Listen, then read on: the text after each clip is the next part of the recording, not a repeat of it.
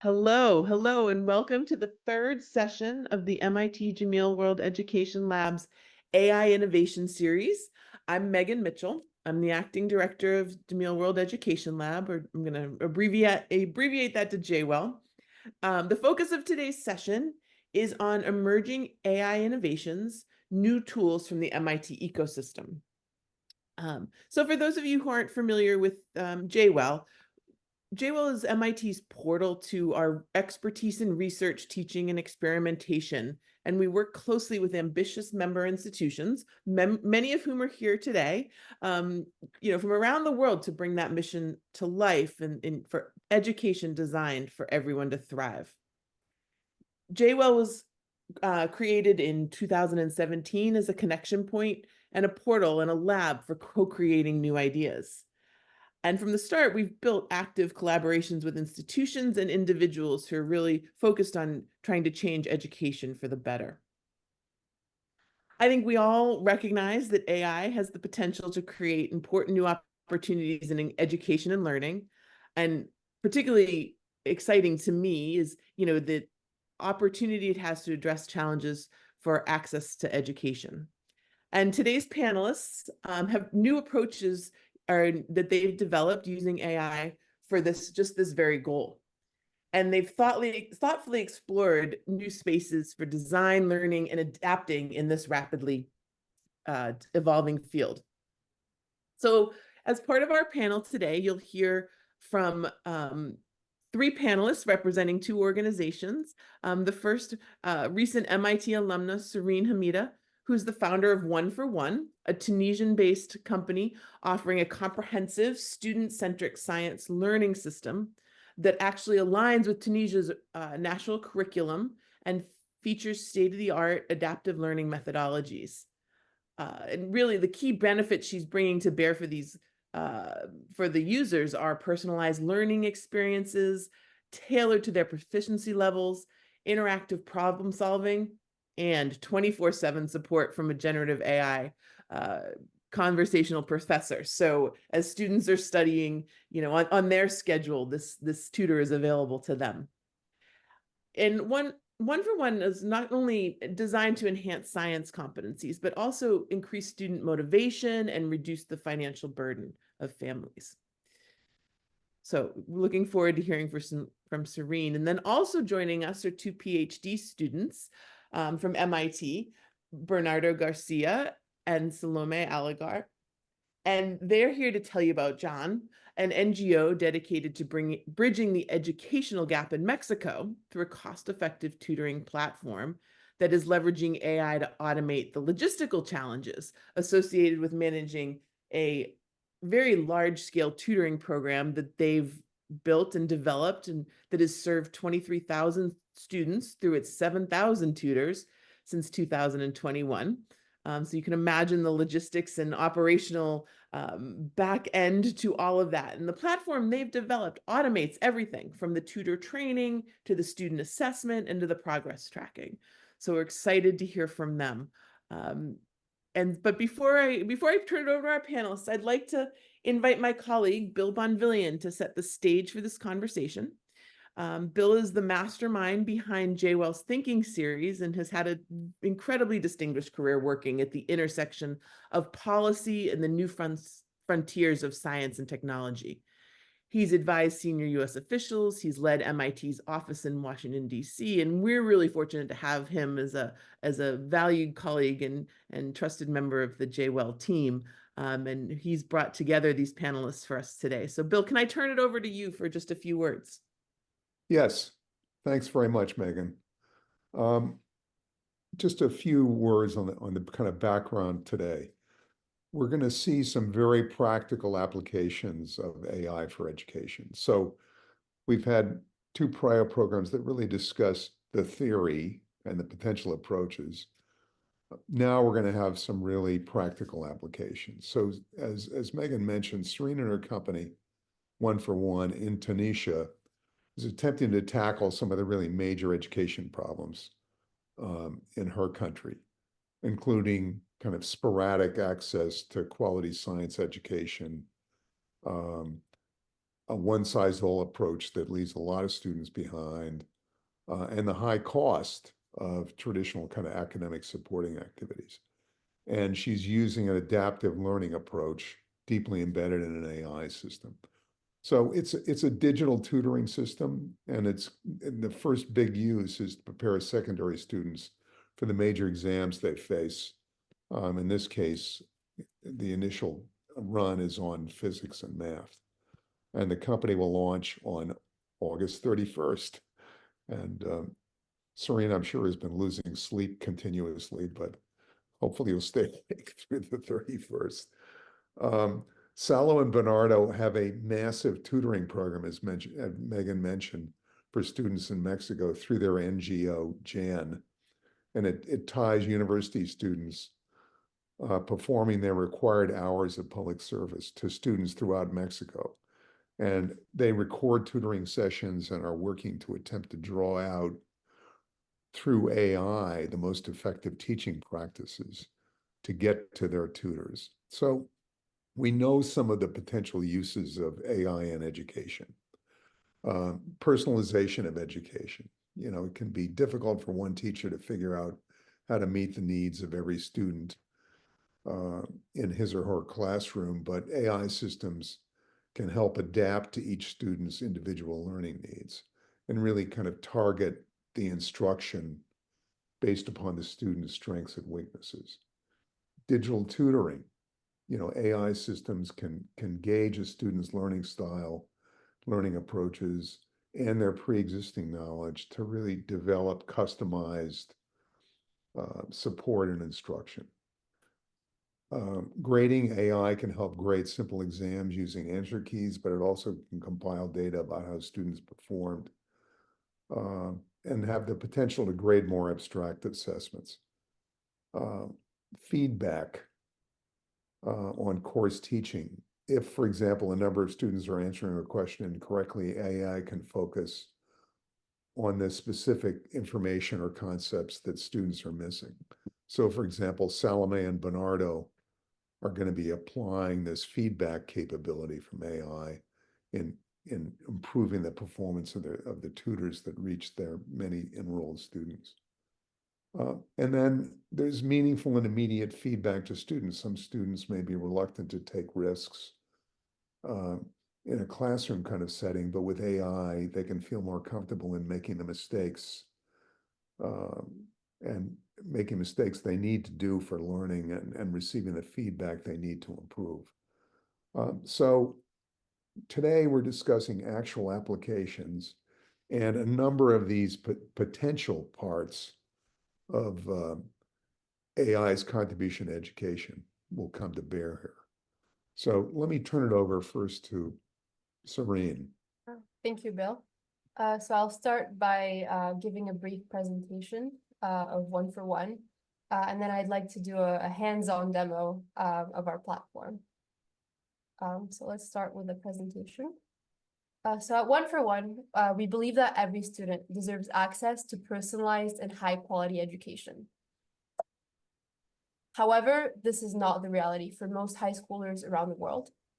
And in many countries, such as Tunisia, college entrance exams, such as the baccalaureate, dictate students' whole life trajectories, from the universities that they can attend to even the majors that they're allowed to study. And despite the criticality of these exams, access to quality education is limited. Demotivated students are trapped in a one-size-fits-all system and are unable to access quality content. Even our alternative solutions aren't real solutions. Group or private tutoring are often ineffective, financially burdensome, and logistically challenging, leaving students without the support that they need. In Tunisia, this results in 2 out of 3 students failing in their first baccalaureate attempt, and many end up dropping high school altogether. At One for One, we created a product that addresses the 3 key issues of quality, access, and personalization through 4 key offerings. I'll emphasize the first 2 as they're heavily driven by AI. First, our adaptive learning system. Built on a 4-pillar approach, which I will later detail, this system tailors lessons and exercises to each student's learning profile through 3 key steps.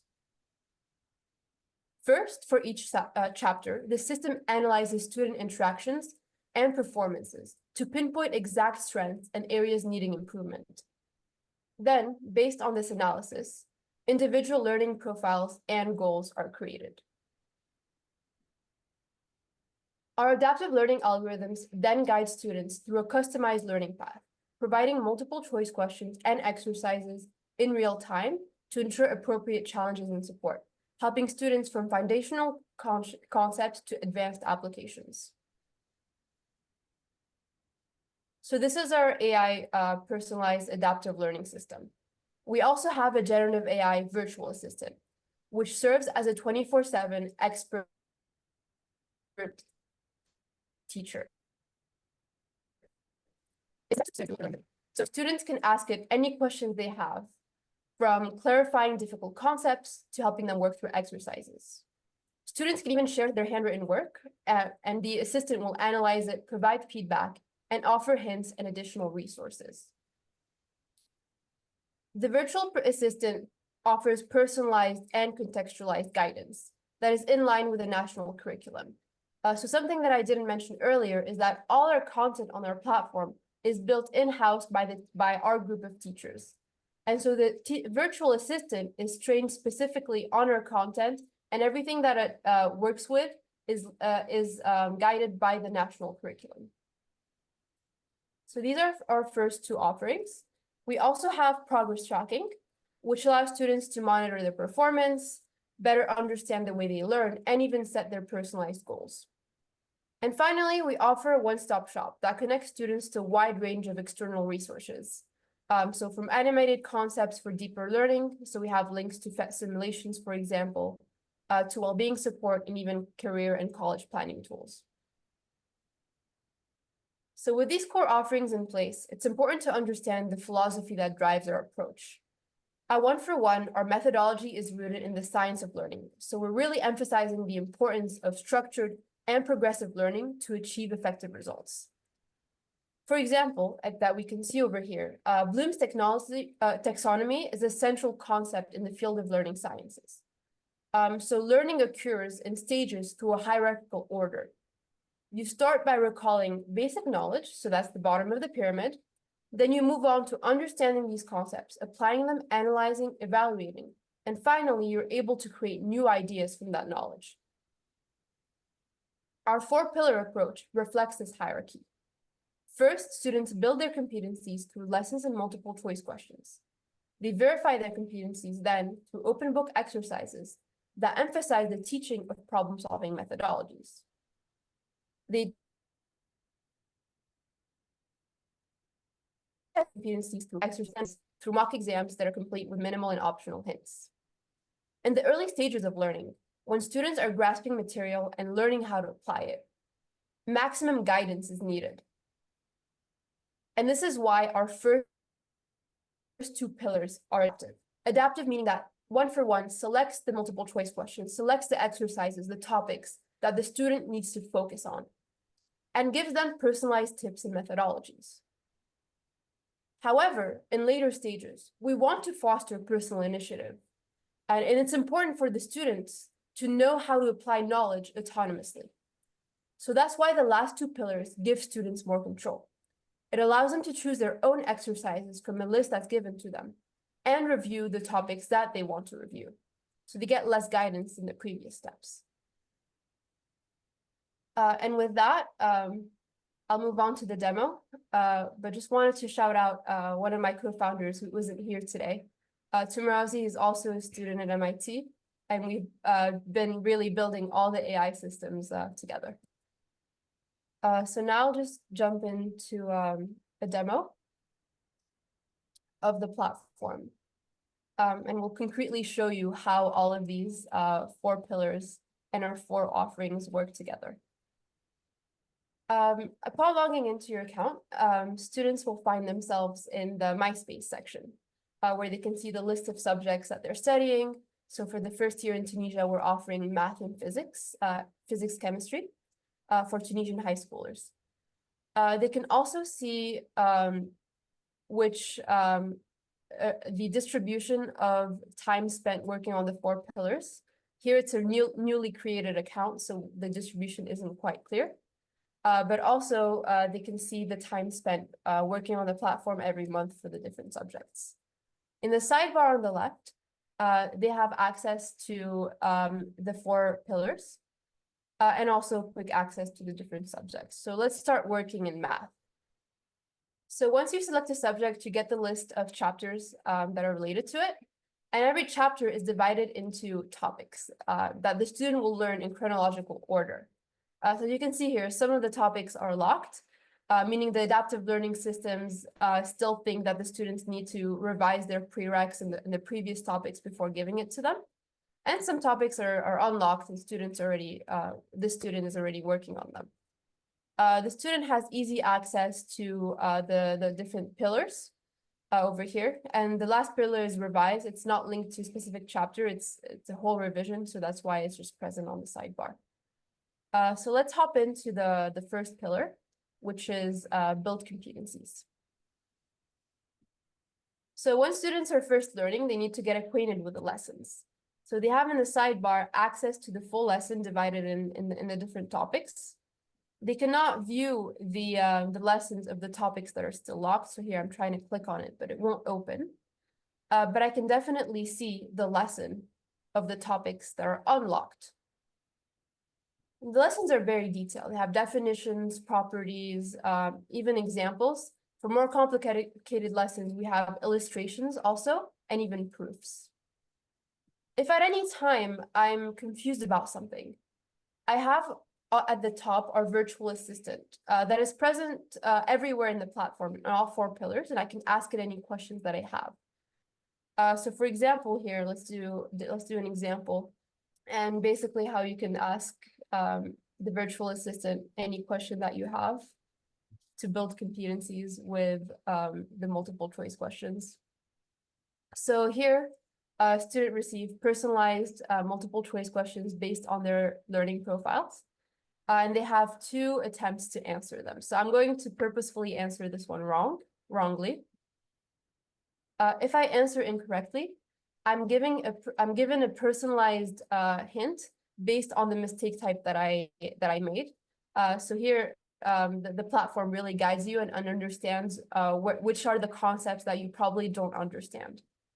Of course, at any time, you have at the top right, the virtual teaching assistant that you can ask any questions that you have, even upload photos of your handwritten work, and it will help guide you if you're stuck. So let's answer this one again. So once you finish answering it, it'll give you the explanation, what's the right answer, what you selected, and it will give you another multiple choice question that's tailored to your profile. Now, more interestingly, let's go to verify my competencies. So again, like in build competencies, in verify, you're given personalized exercises based on your profile. So the first interface, the student will just read the full problem. But then once you start working, it's going to be divided step by step, question by sub question, and sub question by sub question. With verify competencies, we don't just want to provide students with learning opportunities. We want to help them improve their problem-solving skills. And we do that in multiple ways. First of all, by giving them personalized hints to the type of question that they're solving. And these hints are actually linked to methodologies. They'll be the same hints over and over again for similar question types as the student works on the same chapter. So the student can do the pattern matching themselves. Oh, I see a specific type of question. I always see that this is the best methodology to use it. And automatically they learn these methodologies and how to apply them. Another way we help students with their methodologies is by asking them to submit their work. And they can either do that by directly typing in their mathematical keyboard, or what they can do is they can take photos of their handwritten work and upload them. It'll then transcribe students' work and allow the student to make some corrections if necessary. So here there's just a little bit of a notation. I didn't write it very clearly, to be honest, but I can just correct it. and then confirm my answer. And you'll see here that it'll give you personalized feedback. The first line that it'll tell you is that whether you answered correctly or incorrectly. I purposefully forgot a case in my answer. I did a small mathematical error, so it correctly identified that this is incorrect. What it will also do is give you personalized feedback on your work. So for example, here, I answered incorrectly. It will tell you exactly, it will tell me exactly what the mistake I made and why and how to rectify it. And it depends. Some scenarios, for example, student answered correctly, but their composition of their answer isn't great. Maybe they skipped a lot of steps or just wrote the final answer without explaining it well. This will make them lose points in the baccalaureate exams. We actually evaluate how the students compose their answer and give them tips on how to word things better, on how to make their composition more logical for baccalaureate exam level answers. And then finally, we also help them with their methodologies. It's possible that you perfectly answered correctly in a mathematically sound methodology, but that just takes way too many unnecessary steps. It'll tell the student, congrats, this is good, this is correct, but there's a much easier way of doing it. And it'll explain to the student how and why. Again, students have access to the virtual assistant on the right. So this won't, okay, my internet is a bit lagging, but it will open up and they can ask it any questions that they have, even resend their photos of their updated work, and it'll help them out. So these two are adaptive sections. Just because of time issues, I'll just quickly gloss over test myself. So as you can see, this is an autonomous section. So you're not getting one exercise recommended to you. You get a whole list of them. But they are actually sorted in the order of recommendation. But it's up to the student to choose which one they want to work on. And unlike verified competencies, they actually do the whole exercise in one go, then send their answer and then get the feedback. It's not broken down step by step because here we assume that the student already has the foundation to be able to do it themselves. And with that,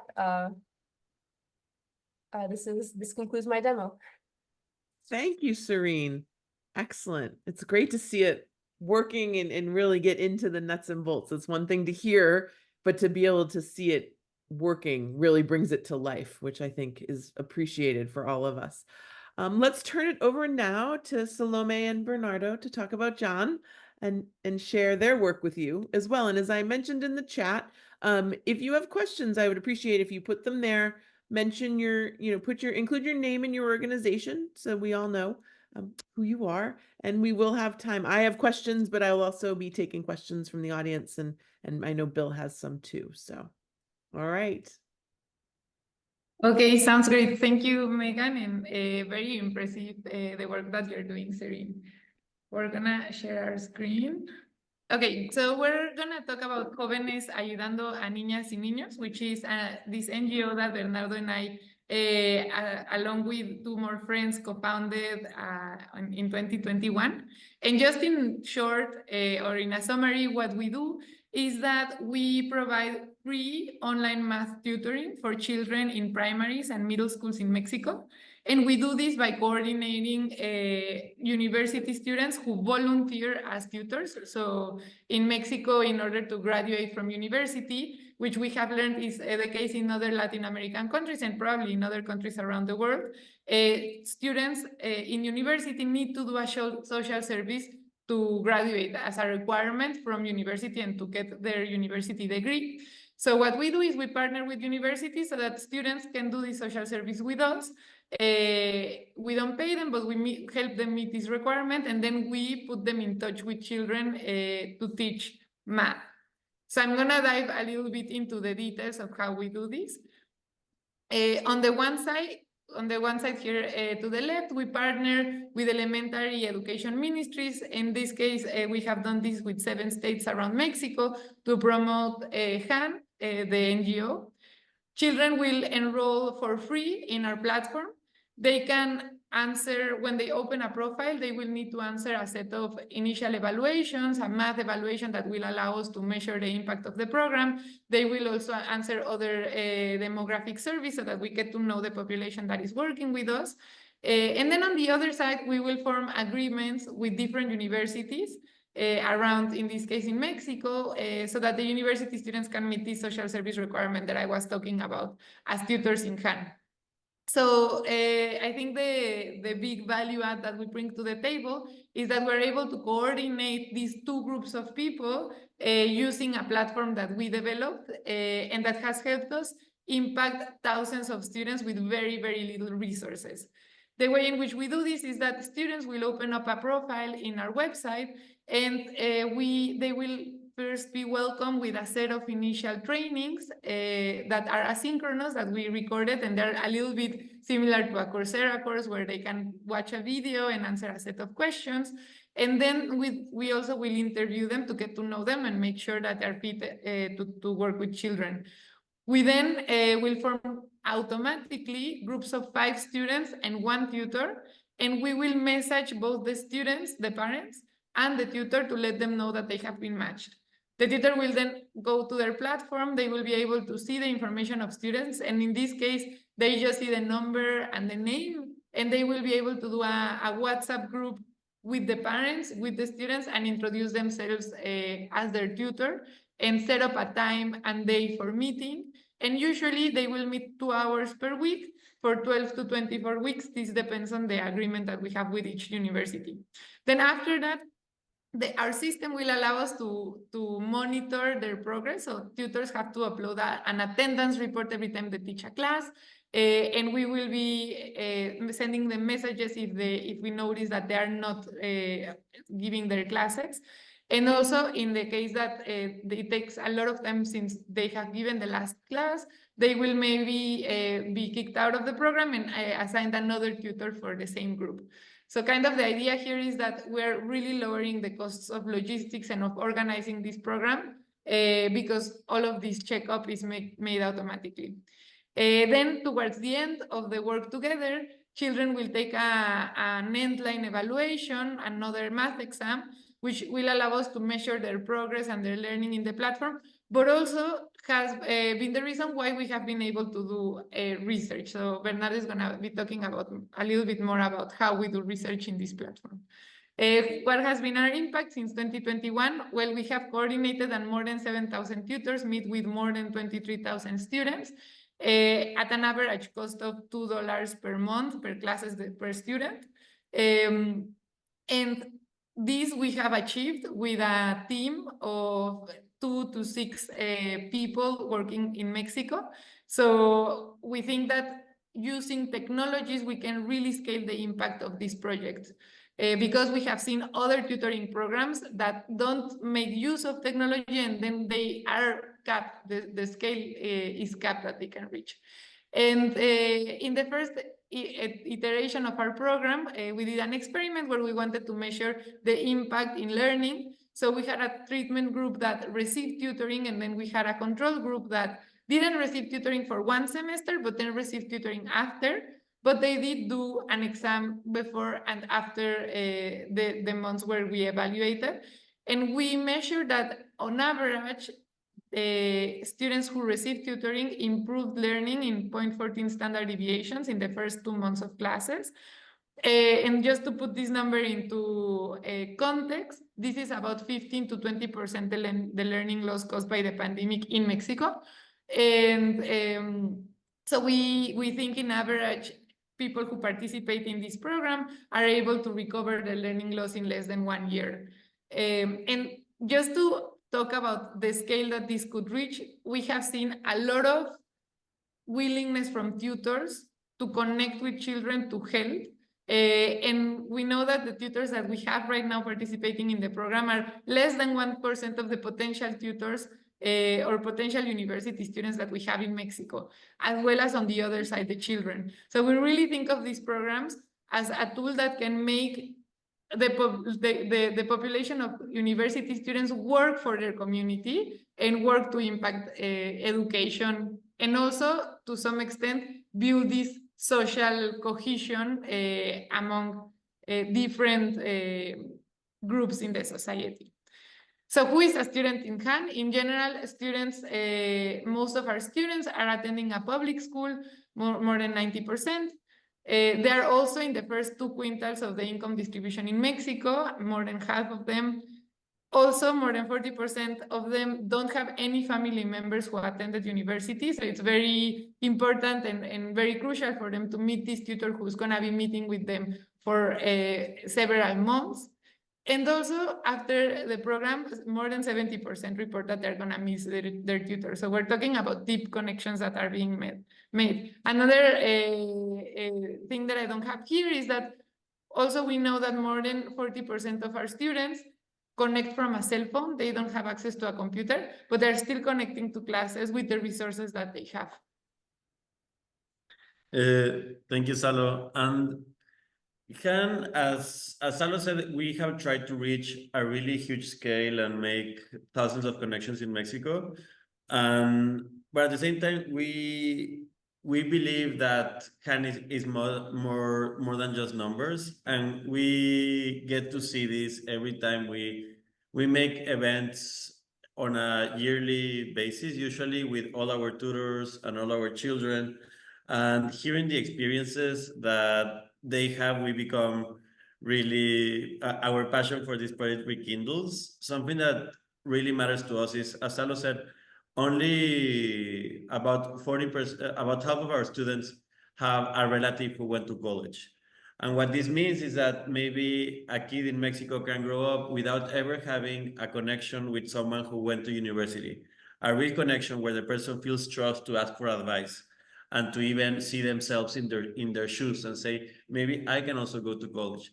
So for us, that's something that also matters a lot in Han. Here are some testimonies from our program. From what you hopefully can see, we have these are fairly representative from our population, and students, parents, and tutors usually get a really good experience from Han. And on the other side, Han is also a platform where everything is controlled by a software that we built ourselves. And this has allowed us to do many kinds of randomizations that usually one cannot do in a regular education setting, such as a school. For example, making groups where everyone has the same skill, everyone has different skills, it's just girls, just boys, and even varying the content of the class. So sometimes we have done RCTs where half of our kids receive these supplemental social-emotional learning lessons along with their math classes. And after we did Han on that first summer, we realized that Han could become an education lab, where we can ask many of these relevant education questions that just cannot be asked in a normal education setting.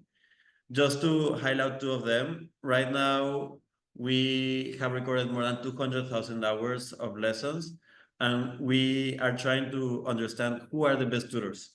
This is not a trivial question because there have, as many of you might know from the world of education, there have been many efforts in the past to try to explain what makes a good teacher good, and using, for example, standardized tests.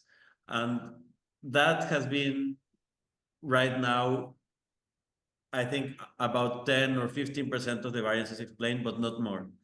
A lot of what makes a good teacher doesn't rely on demographics or even things that are a bit important like experience. So what we're trying to do in Han is, let's take these 200,000 recordings and let's pass them through our machine learning algorithms and extract what really makes a good teacher. This is a project that we're really excited about, and we're trying to finish it on the next semester. The other project that we're excited about is we have a project where is the one I mentioned, where some kids receive this social-emotional education along with their math content. We also grouped kids by skills. This was actually funded by Jay Well, so it's really exciting to talk about this in these forums. And there, what we saw were 2 things. Mainly is that in groups of 5, which is the size of our groups, the skill homogeneity or heterogeneity didn't really affect the progress of the groups. And the other thing that we found was that giving the kids the opportunity to have these social emotional learnings with the tutor improved their math performance. And right now we're doing a follow-up RCT trying to understand exactly why.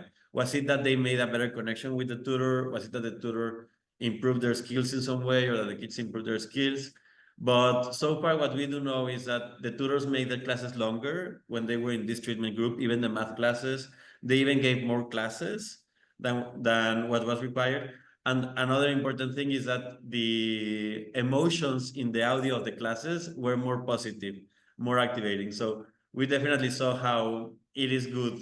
It was a good intervention. And I think Salo wanted to add something. Just say that, make me make the parenthesis that the idea here is that we have this large scale program. We have thousands of hours of recordings, and we have AI to process these recordings and allow us to do the type of research that usually qualitative researchers do in a large scale.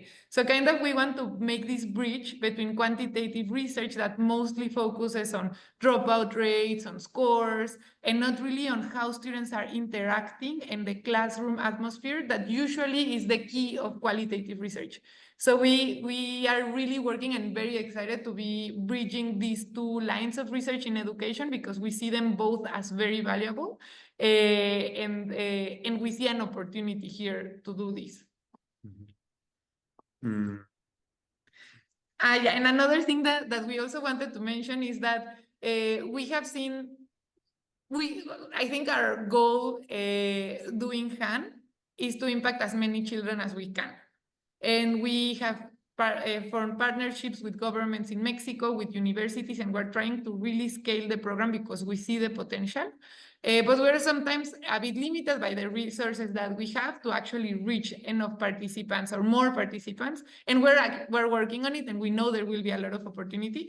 But suddenly, another way that we thought that can help us reach this scale is simply sharing this software that we already did with other institutions, so that they can themselves create programs like ours, designed by them, but with the advantages of lowering the logistical costs and the setup costs, and that they can impact their communities in other countries. Because I guess like one question that we got at some point was like, oh, would you be interested in taking HAN to Colombia?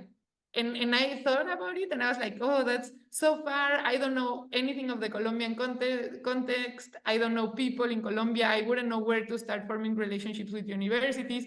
But suddenly thinking of, we can actually like just reach out to one university, give them our software, give them our know-how, and it will be full of people who know exactly who to reach out to, who know exactly what the problems are and how to help the community surrounding the university. So what better than have more programs like HAN spread out around the world and impact thousands of children and have really the community involved. I guess like what we like a lot about HAN is that it's forming all of these connections in a country like ours that is very separated and very unequal. And technology is providing this safe space to get together again, if that makes sense. But well, we thank you a lot, and we're leaving here our contact information. And I don't know if we want to add something else, or we can maybe move on to the questions. Fantastic. Fantastic.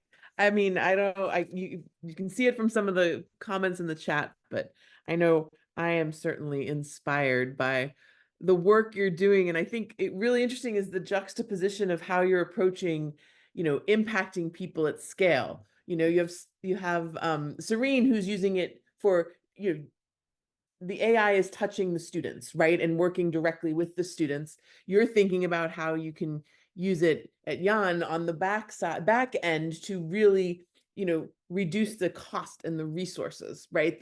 And so that you can get more people into your system and still maintain that personal touch, but then learn from it and, accelerate learning. So there's just so much, rich, really interesting ways that AI is being applied that I really don't believe people are thinking about on a day-to-day basis. And so I have some questions, and as I mentioned, and if you have questions, put them in the chat. I would encourage you to just mention your first name is obviously there, but your institution would be really helpful for context. But one of the things came up even as you're thinking about this from kind of two different sides of the business spectrum, the back end business side and the direct to the students. Trust seems like an important element that you need to think about throughout the entire development. I think there are questions of how much can we rely on this, right? So I'm curious how you think about Cerine, you trust from the standpoint of having people believe that this will help them and that this automated tutor is giving them the support they need.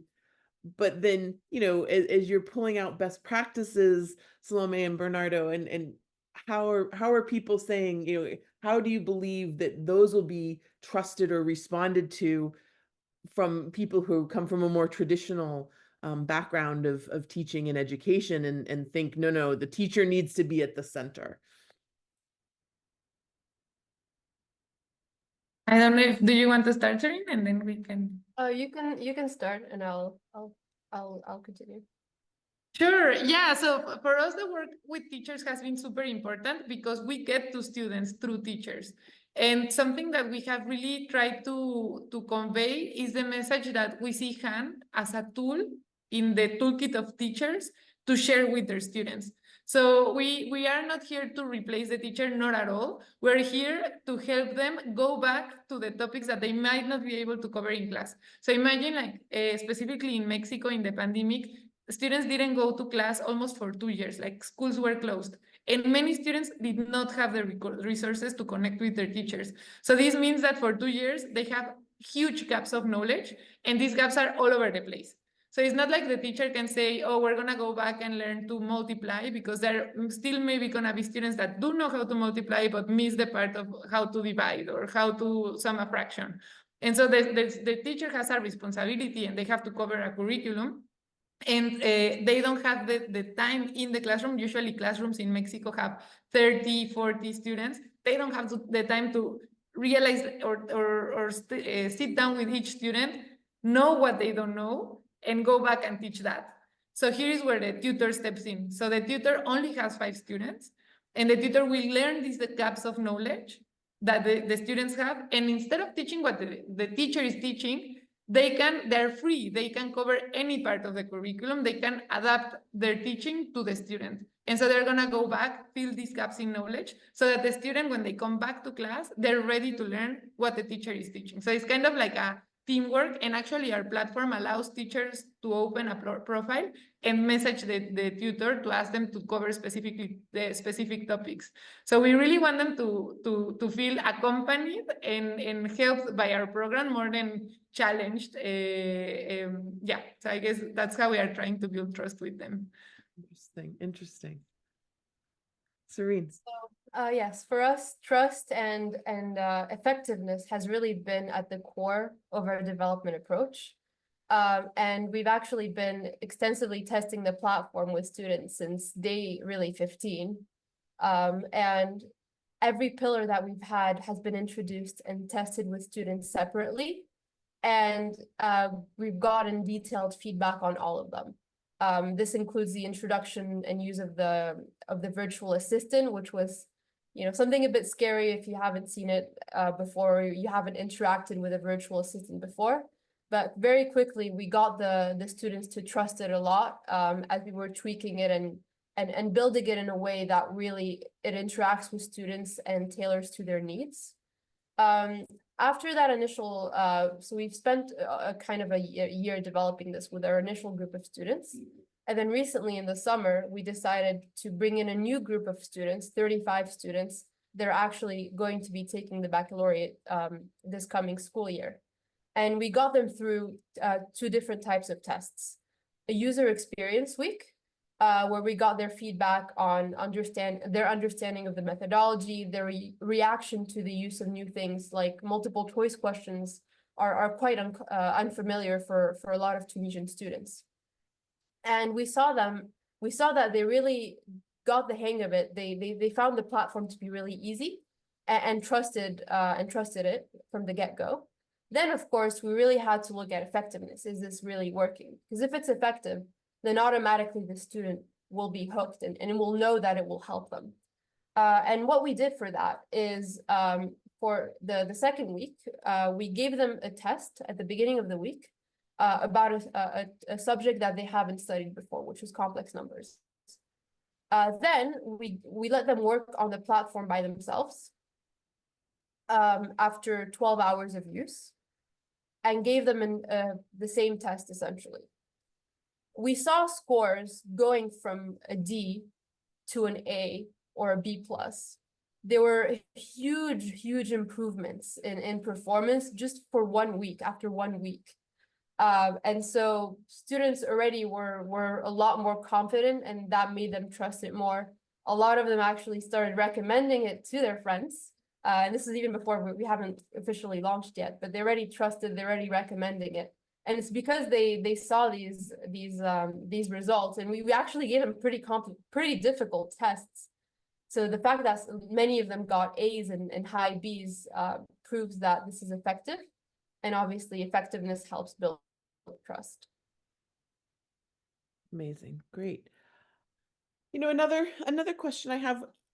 We've heard, I mean, and we know there's so much promise to the technology and different ways it can be used, but there are, including people in the chat who've mentioned, you know, the concerns around, does over reliance on tools like this limit critical thinking ability, you know, or, you know, connectivity issues? Does this further separate people who have high bandwidth connectivity from those who have lower bandwidths, right? Like, I'm curious, like, where you are cautious about the unintended consequences of some of these, you know, uses of technology, and how you've thought about that as you've built and designed.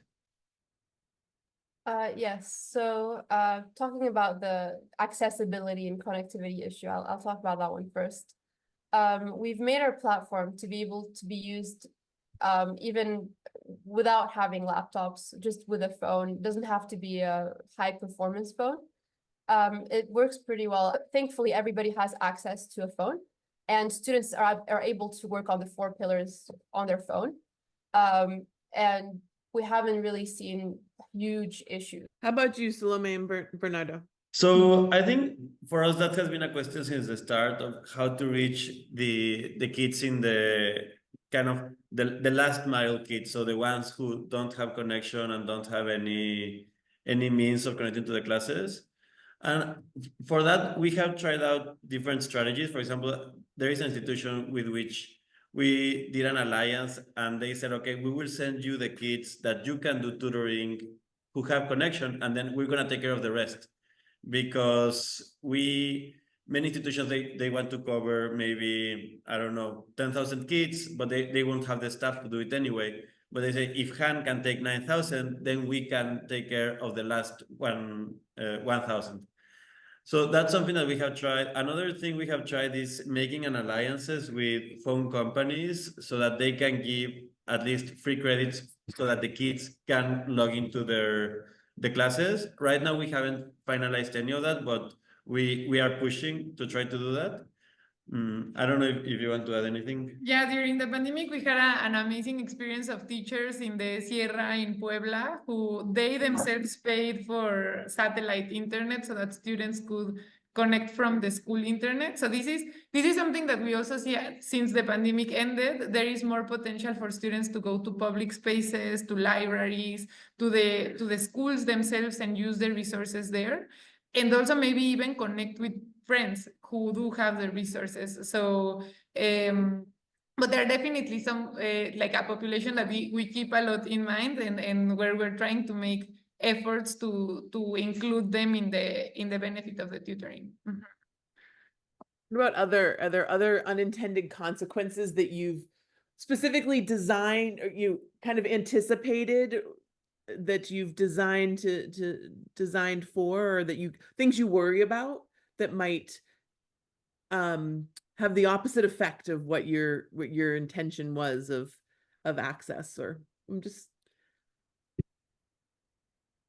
So we always worry about the safety of the kids, for example. Yeah. For that reason, we do interviews to all the tutors, and of course they are short interviews, but there have been cases when if we see behavior that we think this person doesn't seem ready to be teaching kids, I think just 1 or 2 times it has happened, we decide to tell them that we don't think they will be a good fit for the program. And then also, even for the safety of the tutors, because one never knows, we ask that all the classes are recorded so that there is full transparency and they are uploaded in the cloud and we have access to all those classes. And so that's another point. And the last one, I think, where we try to be careful with our population is that we also ask parents that whenever it's possible, whenever the kid is taking the class in the same house, there is an adult in the same room, just listening over, making sure that the tutorings go as expected. And I think with these filters, we haven't had any problems so far. We have, but we have cut them in time, if that makes sense. Yeah. Yeah. No, but and also I would add that maybe another thing in terms of automatization, like, yes, we have thousands of participants using a platform, and this platform is very automated, and we don't see many of the processes. So we always need to keep this human component where participants can reach out and be like, the platform is making something that doesn't make sense to me. And maybe sometimes it is because they inputted the wrong information, or because we didn't think of the exact specific case that this tutor had. Like they changed universities midway, or I don't know, like there's so many cases.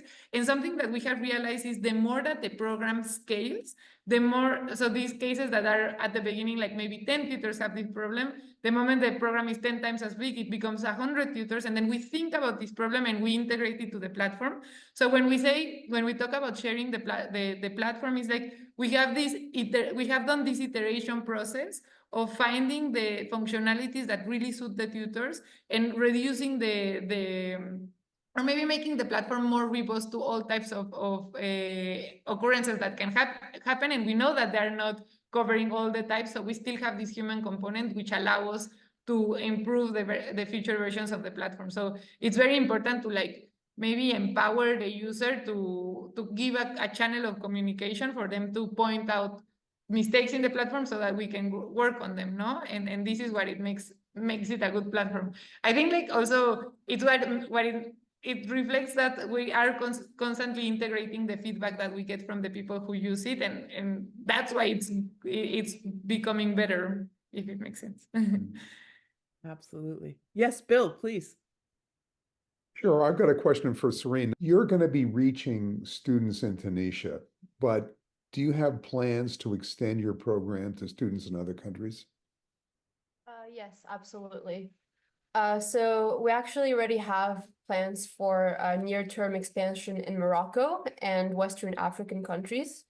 And I have already started initial talks to introduce one-for-one to Latin America. That's great. And a Yeah. question for Salome and Bernardo. You're going to be your application of AI, which you're obviously working on, is identifying, as you told us, identifying kind of best tutoring approaches with an aim to set up kind of best practices for your tutors. How do you plan to bring that new knowledge developed through your machine learning approach to the tutors? How's that going to work? Thank you. I think this is like our very ambitious research agenda, but it has a lot of steps. The first one is what you were saying, like this is a data-driven approach of letting the data speak.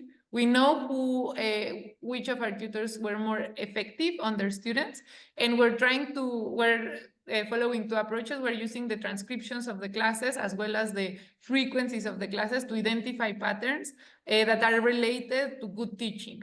That's the first step, but this is all correlations and we don't know if it's gonna be causal.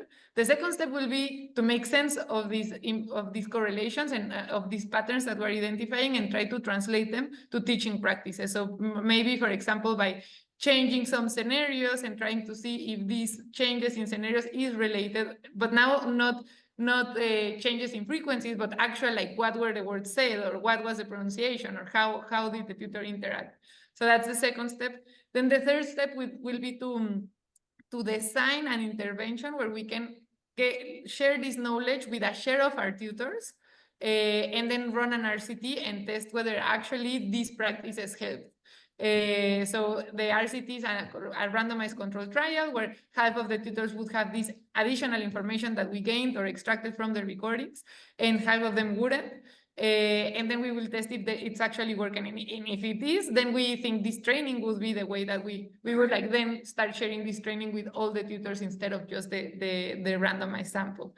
Yeah, I don't know if you want to add something. No, I think that's a really good description of how we're gonna use AI to make our tutors better. So you're going to move to kind of a train the tutors kind of effort once you develop as you develop the best practices. Yeah, there is a potential to do like so it depends on how we end up doing it, but there's a potential to give tutors feedback on their own teaching, no? Like show them their own recording and be like, oh, look, there are these metrics that you could, if you meet them, then you could emulate what a very effective tutor is doing. So like real time, not real time because that would be very stressful for the tutor, but like at least feedback on their own recordings. But I think that is still some years ahead. So we haven't finalized those details, but we see the potential of doing that for sure. Great, thank you. I'd like to know, you are clearly all very talented people.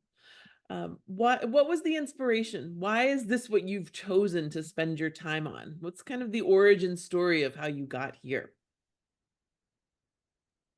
So I can take that. So for me, I've always been passionate about education, and I believe that it is the empowerment tool, not just an empowerment tool, but the one, the big one.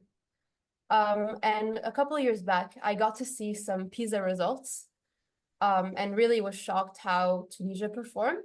That led me to ask questions. And I eventually discovered a lot of issues, many of which I talked about at the beginning of my presentation. And when you see issues that are that big, you want to find a solution for them, especially for it was in education, which was really important for me.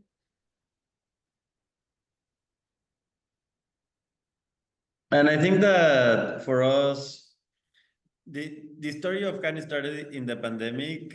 I think also, as Cerine is saying, there was this big problem, and Salome had a friend working at the education ministry, and he told her one day, okay, they allowed us to do an RCT, but they will spend $0 on it.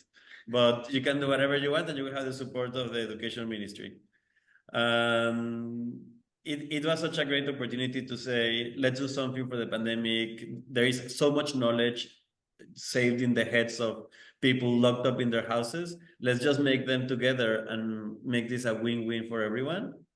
So I think that's the story of how we started. And I think personally, I don't know I have some ideas, but each one has different motivations. I think personally for me, it was finding a way that I have always loved programming, and finding a way to do something that will help people using a skill that sometimes feels very disconnected from society was amazing, and it's something that I have loved for a long time. I don't know, Salo. I would say for me, I don't know, like I have given tutoring and also worked in social services with children. And I think something that has been very important for me is that this moment where children like realize, make this sound of, I understood. And suddenly this thing that was so challenging and that I didn't understand and I didn't know how to approach, it's approachable, I can do it, it's actually interesting, like changing this mindset of, it's impossible and it's something I will never be able to do this is actually entertaining and I like it and I can share it. And I feel like anyone who likes math would want to have someone who doesn't like math sit down and be like, let me show you why it's cool, because I think it's cool. And so I think like sharing this with children, for me, that was something super important. And I guess the other part was also like, well, we grew up in Mexico. Mexico has given us so many things, and then suddenly be thinking like, oh, I went to the US, I'm pursuing my degree, I'm being successful, and I'm like leaving my country behind when I know it has so many problems and I really want to give back. So Han has been like an opportunity for us and for me to be here and still be super connected to Mexico and still be like, it makes sense that I came here. So yeah, it's something very, very nice and very good feeling. I can see Cerine nodding in agreement. I think that connection back to recognizing the how fortunate you were and the opportunities you had, and realizing this is your chance to help keep moving people forward and pay it forward, give back, pay it forward. So I love that. I love that. But I've in our conversations before, and you've alluded to it throughout, you aren't doing this alone. Partnerships really seem to be at the key of scaling. Have you thought about, were those, at the earliest stages important, but then also as you move forward, were those fortuitous? Did you plan some of those, partnerships, or did they, how have you thought about navigating the types of organizations you want to be working with, and how you structure that type of relationship?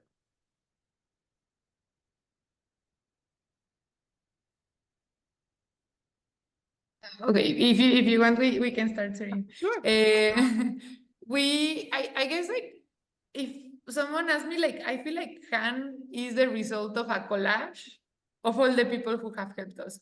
I feel like we just were knocking on doors and being like, we imagine this, and people would be like, I imagine it too, so I can make something, like move something so that this happens.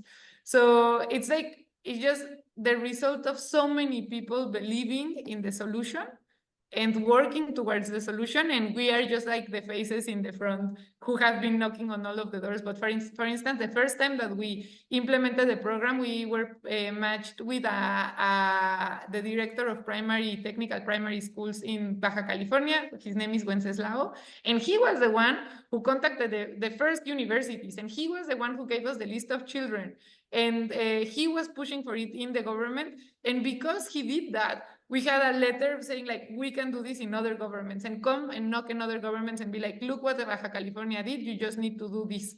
And on our side, we were like providing the platform. So it's really been a teamwork of so many people that have helped us. And I feel like something that I think is like being open-minded, talk to people, understand what they're doing, see if you can collaborate. And even if you can't, I think I always keep people in my mind and try to connect them to other people who they could help. I think it's, again, this part of forming connections, but really connecting people can bring things forward, if that makes sense.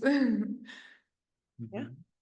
Yeah, and I absolutely agree. Even for us, it was crucial for us to work with teachers and to understand the specific needs of students and the curriculum. So we have a big group of teachers working with us to understand the students, to understand how we need to develop the curriculum for them. Also, so two things, like the context of the student, but also understanding how exactly we can help them best. This will differ when we're going to Morocco, for example, or other countries. Every specific country has its own context, and you can't do that by yourself. You have to partner with people that understand the context well. And I think we'd like to add something last to our answer. Because I think, as Cerine says, we cannot do this by ourselves. This effort of bringing in education, and all the people here who work in education know that it's such an effort that even with our 7,000 tutors, we cannot begin covering all the educational needs we've seen in Latin America. So now, talking about the future of our initiative, what we're trying to do in Han right now is exactly what Salome was saying. We have done this software, we have this know-how that allows any institution with a team between 2 to 4 people to run a huge scale program in their own communities and start making a change. And for us, it has been really motivating, speaking with many institutions in Latin America and in the world, how they say, I want to bring this to my country, or I want to bring this to my state or my city. And that's exactly what we're trying to do now. Let's just give that last piece of product that they need to actually turn this from an idea to a reality. I don't know if you want to add something, Salo. Yeah, I guess like because there's the willingness to do something. Like there's passionate people who want to do something about education, who want to help our children, and we think we have this tool that can allow them to do what they want, no? Like to design their own tutoring program, to impact their own community in the way that they know best. And we just would step in the part of like, oh, like let's lower the cost from building this from scratch to very low, because we can provide this know-how, we can accompany the universities or the institutions who want to organize these programs. So I think we are in the stage of planning this, like as Bernardo was saying, this will be like the next step. And so adapting our software to be used by other institutions and maybe like writing down this know-how and being able to share it. Yeah, Bill, please.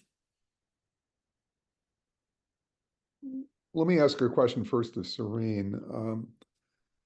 You've set up a company, right? Not an NGO. And why do you think a company approach is the right answer for what you're doing in Tunisia and then potentially in North Africa? Why did you pick that as opposed to an NGO approach? Yes, it's because of what students are looking for. So almost every student in Tunisia, baccalaureate student, is doing something in addition to just going to their private school. Either they're paying for a private or group tutoring, or they're on other one-size-fits-all edtech platforms. It's really a cultural thing. Everybody is paying for some service, whether it's in-person tutoring or online. And so we didn't want to introduce the idea of just NGO or a different model, because that would be confusing for students. They're used to already the system of companies offering these services. So this is just related to culture more than anything. Thanks, Cerine. And one other thing is that to be able to we are a company, obviously, but we also want to have some kind of NGO like initiatives. And something that we're going to be doing as we launch actually is offering 1,000 subscriptions for free for students in need. So we're doing a little bit of both, but officially we are a company. Thanks, Cerine. And Salome and Bernardo, you've told us about using your machine learning approach and your vast stock of recordings to identify best practices, and you're in the process of doing that. Do you have can you hint some of the best practices for us? Can you give us a glimpse of what you're starting to see as best practices? We're running out of time, so this will just have to be the top couple. Yeah. So I guess I think I would start by saying like this is very early stage research agenda, so we don't have any conclusive information yet, but the RCT that Bernardo mentioned is very, I think, shed some light on the results that we might find, which is we tested the impact of social and emotional education on the learning of children. And what we observed was that children were asking more questions, that classes were being longer, that there were being more exchanges between tutors and students. So we think that this component of these interactions, that students feel comfortable in the class, that the tutor is able to provide an atmosphere where the student trust themselves to ask questions is very important, and the key will be to understand how and in which moment they are able to create this atmosphere, no? And something that is very important that we are also going to test in the follow-up RCT of social and emotional learning. So what we did, we had a group that had social and emotional learning and another one that had history. Both were learning math. And we observed that the group with social and emotional learning learned more math and significantly more. So the question now is like, okay, but we treated both students and tutors simultaneously, so we don't know if the tutors gained skills, emotional skills to connect with students, if the students gained emotional skills to deal with frustration and learn, be more able to manage the difficulties of learning math, or was it that through the social and emotional learning activities where they shared personal details of their lives, they shared anecdotes, they suddenly like recognized each other, formed rapport, and formed a connection. And now the tutor cares more about this specific student, and this student cares more about what the tutor is teaching because they like them. And then that's why they were observing math benefits. And these three channels have huge policy implications, and they differ a lot, no? So it's very important to understand which channel is in place. And so, yeah, I guess like this could be like a one step towards understanding what makes a good teaching strategy, no? Mhm. All right. Well, I mean, you've such great inspiration, so much energy from both teams and both organizations. I think you've given us a lot of great things to think about, and to look forward to seeing where you take these organizations, and certainly we'll keep folks informed and aware of what you're doing, and if there's things we can do always to support you at JWell, please don't hesitate to ask. Thank you all very much for joining us today. And I hope you have enjoyed this conversation as much as I know I have. Have a wonderful morning, afternoon, evening, wherever you are in the world. Thank you very much. Thank you, everyone. It was really great. Bye, guys. Very good meeting you.